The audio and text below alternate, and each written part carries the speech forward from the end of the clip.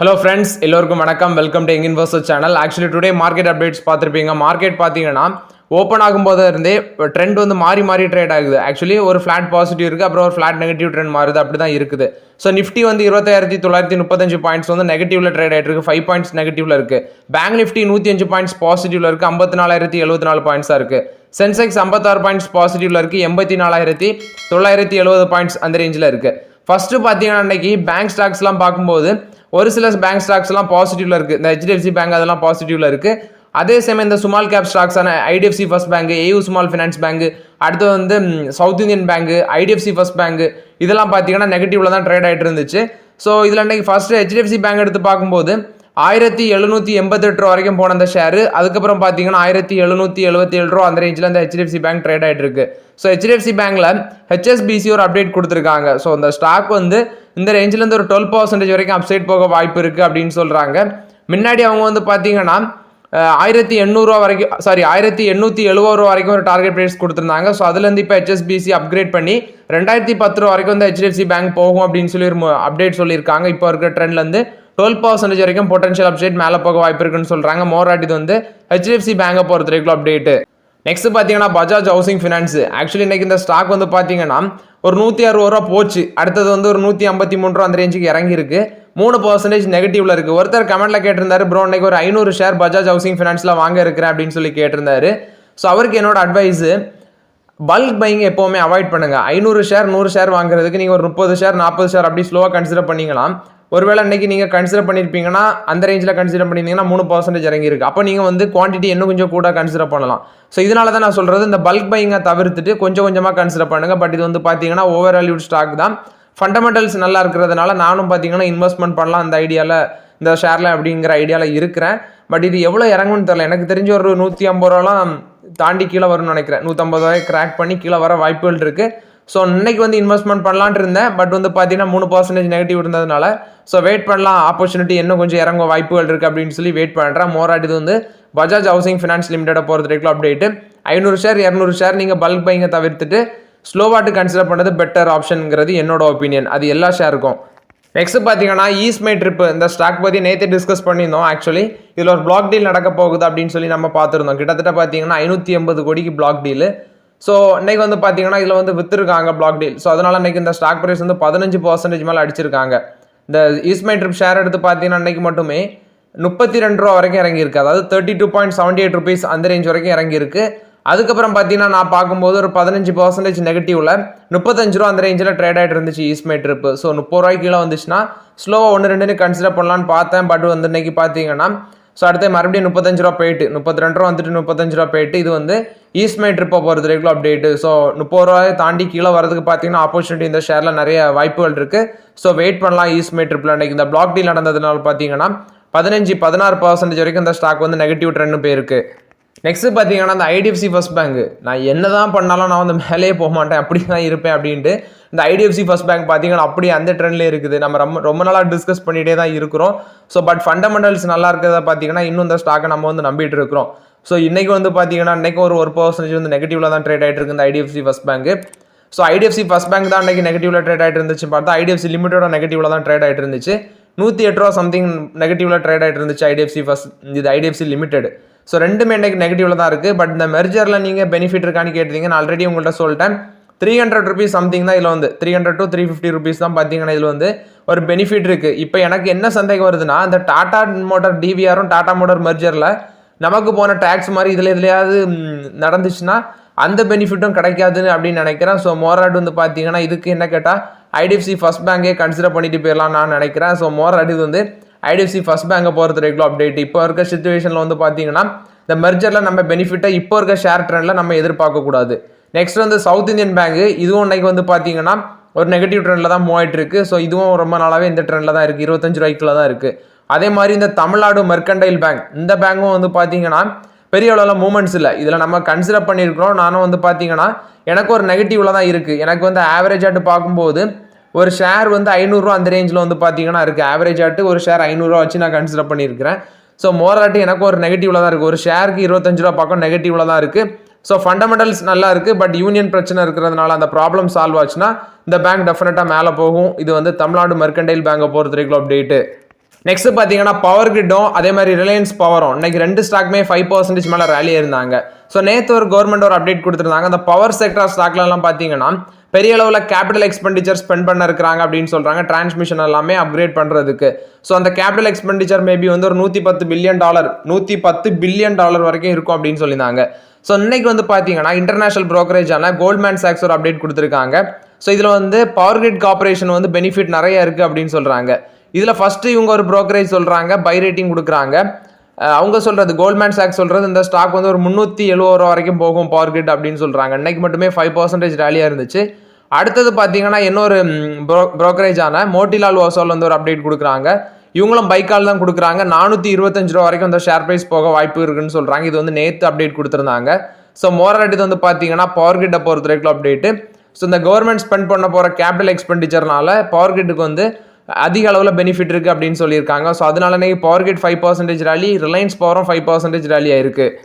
அது மாதிரி பார்த்தீங்கன்னா என்டிபிசி இந்த ஸ்டாக்கும் இந்த பவர் செக்டரில் வர சில ஸ்டாக்ஸ் குறிப்பாட்டு என்டிபிசி இன்னைக்கு ஒரு பாசிட்டிவ் ட்ரெண்டில் தான் இருந்துச்சு. 434 ரூபா அந்த ரேஞ்சில் ட்ரேட் ஆகிட்டு இருந்துச்சு. நெக்ஸ்ட் பார்த்தீங்கன்னா ஜீரோதா ஒரு அப்டேட் கொடுத்துருக்காங்க. ஃபினான்ஷியல் 24க்கான அந்த ரிசல்ட்ஸை சொல்லியிருக்காங்க. ப்ராஃபிட் 4700 கோடி, 62% இன்க்ரீஸ் ஆயிருக்கு. ரெவன்யூ 8320 கோடி பண்ணியிருக்காங்க, 21% இன்க்ரீஸ் ஆயிருக்கு. இதில் 1000 கோடி வந்து பார்த்தீங்கன்னா அன்ரியலைஸ்ட் கெயின் சொல்கிறாங்க. ஆக்சுவலி இந்த ப்ராஃபிட்டில் 4700 கோடியை தாண்டி அவங்களுக்கு ஒரு 1000 கோடி வந்து அன்ரியலைஸ்ட் கெயினாக இருக்குது அப்படின்னு சொல்கிறாங்க. ஆப்ரேட்டிங் மார்ஜின் வந்து 57% இருக்குது. குறிப்பாட்டு நீங்கள் வச்சு பார்த்தீங்கன்னா மைக்ரோசாஃப்டோட ஆப்ரேட்டிங் மார்ஜினே இந்த வருஷத்தில் 44% தான் இருந்துச்சு. ஆப்பிள் 29%, கூகுள் 31%, அமேசான் வெப் சர்வீஸுக்கு வந்து 37%. ஆனால் இவங்களுக்கு வந்து அதை விட அவங்களோட இவங்களுக்கு வந்து அதிகமாக இருக்குது. இவங்களுக்கு 57% இருக்குது. ஜீரோதாவோட ஆக்டிவ் கிளைண்ட் பேஸ் பார்க்கும்போது 79 lakhs இருக்குது. அக்கார்டிங் டு ஆகஸ்ட் வரைக்கும் பார்த்தீங்கன்னா 79 lakhs இருக்குது ஆக்டிவ் கிளைண்ட் பேஸ். ஃபினான்ஷியல் 25ல அவங்களோட ரெவன்யூ ப்ராஃபிட்டபிலிட்டியும் அடி வாங்குவோம்னு சொல்லி இவங்க ஜீரோதாவோட நிதின் காமத் வந்து ஆல்ரெடி அப்டேட் கொடுத்துட்டாங்க. ஏன்னா கவர்மெண்ட்டும் சில டாக்ஸ் ரெஸ்ட்ரிக்ஷன் சொல்றாங்க. அது மட்டும் இல்லாமல் செபியும் பார்த்தீங்கன்னா சில சர்க்குலர் ரீசெண்டாக இது ரிலீஸ் பண்ணாங்க. அதில் அந்த ஏஞ்சல் ஒன் ஷேர்லாம் பயங்கரமாக அடி விழுந்துருந்துச்சு. ஸோ அதே மாதிரி இந்த புரோக்கரேஜான ஜீரோதாக்கும் அடி விழ வாய்ப்பு இருக்குன்னு சொல்றாங்க. என்னன்னா இப்போ ஒரு புரோக்கரேஜஸ் வந்து வால்யூம் பேஸ் வந்து அதிகமாக பண்ணுவாங்க. ஸோ அவங்களுக்கு வந்து முன்னாடி வந்து பார்த்தீங்கன்னா எக்ஸ்சேஞ்சஸ் வந்து கொஞ்சம் பெனிஃபிட் கொடுத்தாங்க. இப்போ செபி கொடுத்த சர்க்குலரில் அப்படி எந்த புரோக்கரேஜுக்கும் நீங்கள் வந்து பெனிஃபிட் கொடுக்கக்கூடாது, எல்லாத்துக்கும் ஒரே மாதிரி வந்து அந்த டாக்ஸை கலெக்ட் பண்ணுங்க அப்படின்னு சொல்லி இப்போ அந்த நியூஸ் சர்க்குலர் ரிலீஸ் பண்ணதுனால இவங்களுக்கு வந்து ஃபினான்ஷியல் 25ல ப்ராஃபிட்டபிள் ரெவன்யூ வந்து அடி வாங்கும்னு சொல்றாங்க. அடுத்தது செபி ஒரு அப்டேட் கொடுத்துருக்காங்க. செபி என்ன சொல்றாங்கன்னா இப்போ இந்த ஃபியூச்சர்ஸ் அண்ட் ஆப்ஷன் ட்ரேடிங்ல சில ரெஸ்ட்ரிக்ஷனை கொண்டு வர இருக்கிறாங்க. இந்த ரீட்டைல் ட்ரேடர்ஸ் எல்லாம் இதை ஈடுபடாமல் தடை பண்ணதுக்கு நிறைய ரெஸ்ட்ரிக்ஷன் கொண்டு வராங்க. ஸோ அதனாலேயும் உங்களுக்கு வந்து பார்த்தீங்கன்னா ஒரு 30 to 50% வரைக்கும் அடி விழ வாய்ப்பு இருக்குன்னு சொல்றாங்க. மோராட் இது வந்து ஜீரோதாவை பொறுத்த வரைக்கும் ஓவரால் அப்டேட்ஸ். நெக்ஸ்ட் பார்த்தீங்கன்னா டெல்டா கார்பரேஷனில் வந்து அப்டேட். இது ஒரு கேமிங் கம்பெனி. ஸோ இவங்க வந்து பார்த்தீங்கன்னா அவங்களோட ஹாஸ்பிட்டாலிட்டி அண்ட் வந்து ரியல் எஸ்டேட் பிஸ்னஸை டிமர்ஜ் பண்ணி அதை வந்து பார்த்தீங்கன்னா தனியாக டிமர்ஜ் பண்ணி அதை லிஸ்ட் பண்ண போகிறாங்க ப்ரைவேட் தனி லிஸ்டட் என்டிட்டியாட்டு. ஸோ இன்னைக்கு வந்து இந்த டெல்டா கார்பரேஷன் வந்து 10% கிட்ட ரேலியாக இருந்துச்சு. மோரலாட் இது வந்து டெல்டா கார்பரேஷனை பொறுத்த வரைக்கும் அப்டேட்டு. ஃபாக்ஸ்கான் தரப்பில் ஒரு அப்டேட் கொடுத்துருக்காங்க. ஒரு $1 billion வந்து பார்த்தீங்கன்னா தமிழ்நாட்டில் இந்த ஸ்மார்ட் ஃபோனுக்கான டிஸ்பிளே மாடியூல் ஃபெசிலிட்டி செட்டப் பண்ணுறது இருக்கிறாங்க. ஸோ அதுக்கு வேண்டி ஒரு $1 billion வரைக்கும் இன்வெஸ்ட்மெண்ட் பண்ணுறாங்க ஃபாக்ஸ்கான். இது வந்து ஃபாக்ஸ்கான் கொடுத்த அப்டேட்டு. நெக்ஸ்ட் ஹியூண்டாய் மோட்டார்ஸ் கொடுத்த அப்டேட். ஹியூண்டாய் மோட்டார்ஸுக்கு வந்து ஐபிஓ வேண்டி செபிட்ட வந்து பார்த்தீங்கன்னா இந்த டிராஃப்டட் ஹியரிங் ப்ராஸ்பெக்ட்ஸ்லாம் சப்மிட் பண்ணியிருந்தாங்க. ஸோ இப்போ அது எல்லாமே முடிஞ்சு செபி அப்ரூவல் கொடுத்துட்டாங்க. ஐபிஓ மேபி வந்து அக்டோபரில் வந்து பார்த்தீங்கன்னா வர வாய்ப்புகள் இருக்குது. 20,000 கோடி ஐபிஓ. ஸோ இந்தியாவில் பார்த்தீங்கன்னா ஒரு லார்ஜஸ்ட் பப்ளிக் ஆஃபரிங் ஆட் இருக்குது இந்த வருஷத்தில். ஸோ ஆஃபர் ஃபார் சேல் மூலமாட்டு ப்ரொமோட்டரும் வந்து விற்க இருக்கிறாங்க. அதே சமயம் வந்து இவங்க ஃப்ரெஷ் இஷ்யூ மூலமாட்டும் ஃபண்ட் ரைஸ் பண்ணுவாங்க. ஸோ ஐபிஓ வரட்டு கண்டிப்பாக ஓவர் சப்ஸ்கிரைப் ஆகும். நானும் அப்ளை பண்ணிட்டு இருக்கிறேன். பட் லக் பேஸில் தான் அலர்ட் ஆகும். இது வந்து ஹியூண்டாய் மோட்டார்ஸ் ஐபிஓ பொறுத்த வரைக்கும் அப்டேட்டு. செபி அப்ரூவல் கொடுத்துட்டாங்க. மேபி நெக்ஸ்ட் மந்தே பார்த்தீங்கன்னா ஐபிஓ இஷ்யூ டேட்லாம் வந்துடும் நினைக்கிறேன். நெக்ஸ்ட் பார்த்தீங்கன்னா ஓலா எலக்ட்ரிக்கை பற்றி பெர்ன்ஸ்டைன் வந்து ஒரு ரிப்போர்ட் கொடுக்குறாங்க. ஸோ இவங்க வந்து இந்த எலக்ட்ரிக் டூ வீலர் மார்க்கெட்டில் லீடிங்கில் இப்போ இவங்க தான் இருக்கிறாங்க. ஸோ மார்க்கெட் ஷேர் வந்து நல்லாவே குறைஞ்சிருக்கு. ஓலா எலக்ட்ரிக் வந்து பார்த்தீங்கன்னா இருந்ததை விட இப்போ இந்த பஜாஜ், டிவிஎஸ் இவங்க எல்லாமே அவங்களோட எலக்ட்ரிக் வெஹிக்கிள் ஸ்கூட்டர் லான்ச் பண்ணதோட இவங்களோட மார்க்கெட் ஷேர் நல்லாவே குறைஞ்சிருக்கு. அது மட்டும் இல்லாமல் ஓலா எலக்ட்ரிக்கில் பார்த்தீங்கன்னா நிறைய கம்ப்ளைண்ட்ஸும் வந்திருக்கு. ஸோ அது ஒரு பக்கம் இருக்குது. இப்போ பெர்ன்ஸ்டைன் என்ன ரிப்போர்ட் கொடுக்குறாங்கன்னா இவங்களோட மார்ஜின் வந்து சுப்பீரியராக இருக்குது. ப்ளஸ் வந்து இவங்க ப்ராஃபிட்டபிலிட்டிக்கு திரும்ப வாய்ப்பு இருக்குது அப்படின்னு சொல்கிறாங்க பெர்ன்ஸ்டைன் ரிப்போர்ட்டில். Q1 ஃபினான்ஷியல் 25ல ஓலா எலக்ட்ரிக் வந்து பார்த்தீங்கன்னா அவங்களோட கிராஸ் மார்ஜின் வந்து 18.4% இருக்குது. இது வந்து டிவிஎஸ், பஜாஜ், ஏத்தர் இவங்களுக்கு ஹையராக இருக்குன்னு சொல்கிறாங்க. ஏன்னா டிவிஎஸ்க்கு 14%, பஜாஜுக்கு 12.3%, ஏத்தருக்கு வந்து 7%. ஓலா எலக்ட்ரிக் வந்து பார்த்தீங்கன்னா எபிட்டா மார்ஜின் வந்து -2%ல இருக்குது. பட் டிவிஎஸ்க்கு 7.9% இருக்குது மைனஸ், பஜாஜுக்கு -10.4%, ஏத்தருக்கு வந்து -37%. ஸோ இவங்களோட ரைவல்ஸ் எல்லாம் கம்பேர் பண்ணும்போது இவங்களுக்கு பெட்டராக இருக்கிறதுனால மேபி இவங்க வந்து பார்த்தீங்கன்னா நெக்ஸ்ட் குவார்ட்டரில் ப்ராஃபிட்டபிலிட்டிக்கு வந்து திரும்புவாங்க அப்படின்னு சொல்லி பெர்ன்ஸ்டைன் வந்து ஓலா எலக்ட்ரிக்கை பற்றி ரிப்போர்ட் கொடுக்குறாங்க. பட் இது வந்து சாத்தியமா அப்படின்னு சொல்லி ரொம்பவே கேள்விக்குறி தான். ஏன்னா ஓலாவில் என்னென்ன பிரச்சனைகள், அவங்களோட ஸ்கூட்டியில் வந்து பார்த்தீங்கன்னா நிறைய பிரச்சனைகள் இருக்குது.